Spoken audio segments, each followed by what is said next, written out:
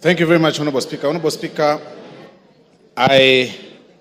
from the onset, I want to state that I support this motion entirely without putting or proposing to put a comma or full stop on any ground that has been placed here, Honorable Speaker.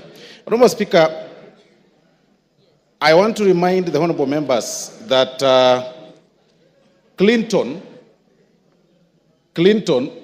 was almost impeached, or the impeachment attempt against Clinton in 1998 was out of the Monica Lewinsky.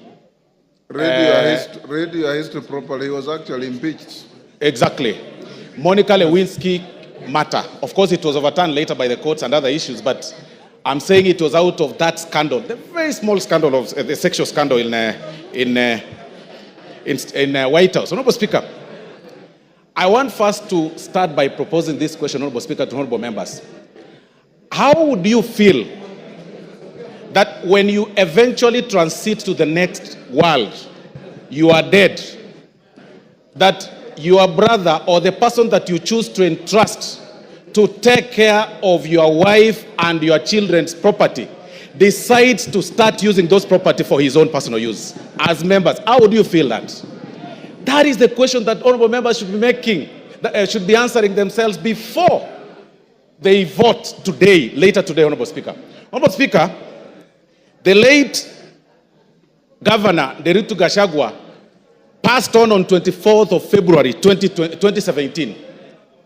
Between 2017, Honorable Speaker, to 2024, it is indeed true that the late governor then, amongst Mwai, Madenge, and Joroge, he entrusted Mr. Rigathi, the deputy president, as the executor of his will.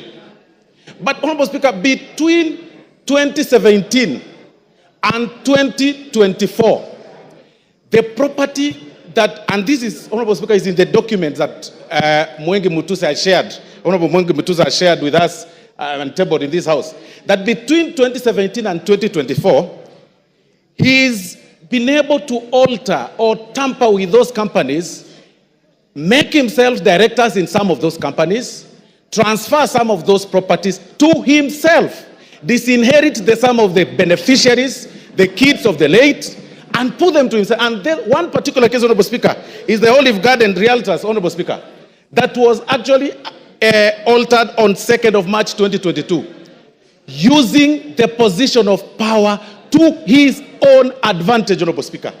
How can you explain that? He will then tell you, Honorable Speaker, that I bought, it's willing buyer, willing seller. Really? Does it mean that all your money that you've acquired, which is also questionable, the only property that you could identify is the property that is under the care or is supposed to help the family and the widows of your late brother?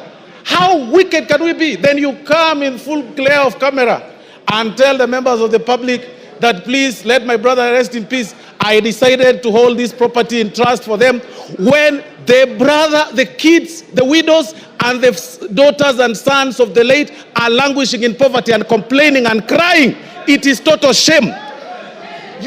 You cannot use your position for that. Honorable Speaker, these are practical examples, and I'm telling honorable members to acquit themselves and go through ground 7, Honorable Speaker. It is actually on page 16 to 30. This is nothing but gross violation of the law, Honorable Speaker, taking advantage of their own power, Honorable Speaker. Honorable Speaker, and even to prove that, you will realize that those companies, by the time the companies were some of them were being registered, the new ones, and the time the transfer of these properties were taking place, Honorable Speaker, the whole thing is actually contemporaneous. You need not to be a rocket scientist to know that clearly this is fraud and this is this was taking advantage of the late. I want to remind the Honorable Deputy President of the good book in the book of Proverbs chapter 15, verse 25, that the Lord will tear, that's what the Bible says, that the Lord will tear down the house of the proud, but he will establish the boundary of the widow. That is why we are here today. If there is no other reason that has brought us here, Honorable Speaker, it is to protect the family that is being disinherited of their property under coercion, blackmail, and threats. If there is no other reason, Honorable Speaker. And that is why, Honorable Speaker, even it's actually biblical again, in the good book, Honorable Speaker, of the book of Exodus 22:22, that do not take advantage of the widow, do not take advantage of the fatherless. If you do, and they cry to me, I will certainly hear their cry, and my anger will be aroused, and I will kill you with the sword. Today, we are using the sword today here to protect, and it is biblical, it is religious. Today we are using the sword to impeach you, just to protect the children that are suffering, that you threatened, that you blackmailed, that you told that if you dare speak or utter a word, I am the Deputy President of Kenya, elected by 7.2 million people. I will finish you.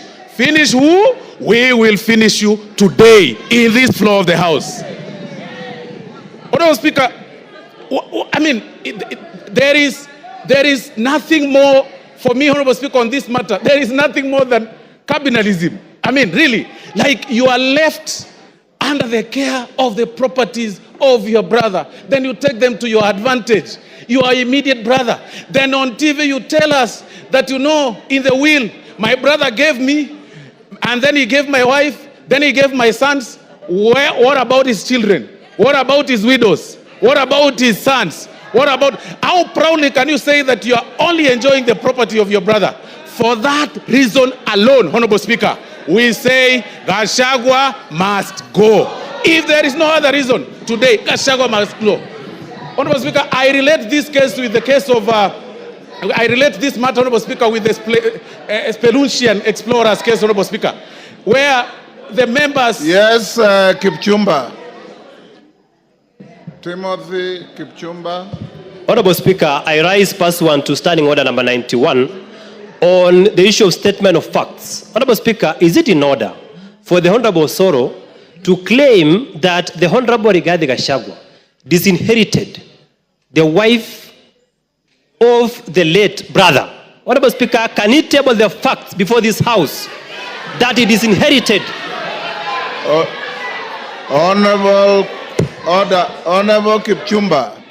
Order, Osoro. Honorable Kipchumba. Those are the facts that the move of the motion placed on the table. It appears you probably were not in the House then. Finish up, Osoro. Honorable Speaker, I'll refer the Honorable Member to pages 16 to 30 of this very motion that was tabled in this House, Honorable Speaker. And these are facts. And I've also said that, Honorable Speaker, on this particular matter, the threshold is on the 2/3, and we're also working on the balance of probability. We are looking at this matter on how the facts relate or place themselves on the table from the transfer of the properties and also the registration of the companies. I mean, it is clear, the facts are contemporaneous. Nobody, unless you don't need to be a rocket scientist to identify this whole thing, Honorable Speaker. And that is why, Honorable Speaker, for this reason, for this very reason, Honorable Speaker, I want to say that I support the impeachment. Please, let's make it early. Even if it's at 6, Rigathi Gachagua must go. TJ Kajwang will be the last for the morning.